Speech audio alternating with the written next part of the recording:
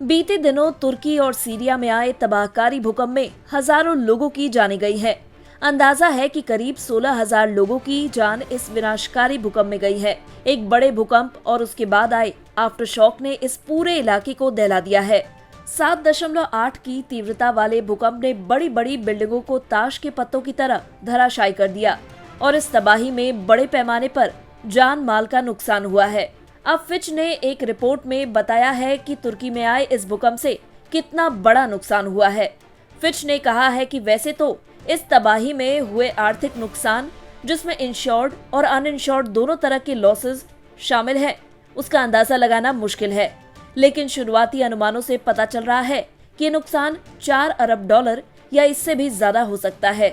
Fitch ने यह भी बताया है कि इसमें बीमा कंपनियों को कितनी बड़ी रकम चुकानी पड़ सकती है। फिच के मुताबिक बीमा कंपनियों को 1 अरब डॉलर की रकम क्लेम के तौर पर देनी पड़ सकती है।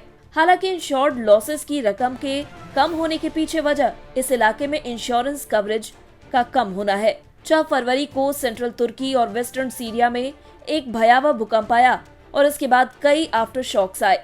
इस भूकंप की तीव्रता 7.8 थी। 1999 के बाद से इस इलाके में आया ये सबसे विनाशकारी भूकंप है। फिच ने कहा है कि तुर्की और सीरिया के भूकंप प्रभावित हिस्सों में इंश्योरेंस कवरेज कम ही रहने की संभावना है।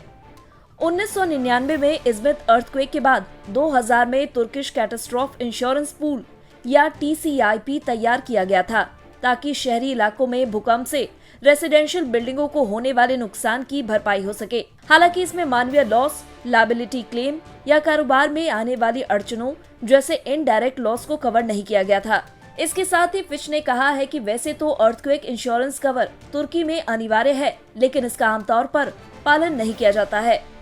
कई रेसिडेंशियल बिल्डिंग्स इंश्योर्ड नहीं है, खास तौर पर भूकंप प्रभावित इलाकों में कई बिल्डिंग्स के बीमे नहीं है।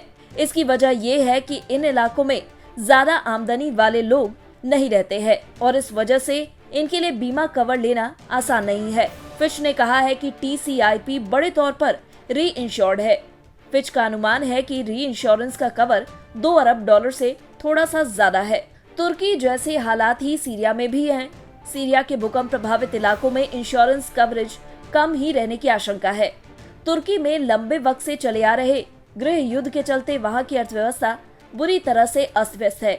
इस इलाके में इंडस्ट्रियल क्लाइंट्स को प्रॉपर्टी और बिजनेस इंटरप्शन पॉलिसी मुहैया कराने वाले लोकल और इंटरनेशनल कमर्शियल इंश्योरर्स को फैक्ट्रियों और इंफ्रास्ट्रक्चर के लिए क्लेम का सामना करना पड़ सकता है। फिच ने यह भी कहा है कि ये कवर भी बड़े पैमाने पर री इंश्योर्ड किए गए हैं। कुल मिलाकर तुर्की और सीरिया में भूकंप से आई तबाही ने न सिर्फ जानमाल का नुकसान कराया है, बल्कि इससे बीमा कंपनियों पर भी क्लेम्स का भारी बोझ पड़ने वाला है।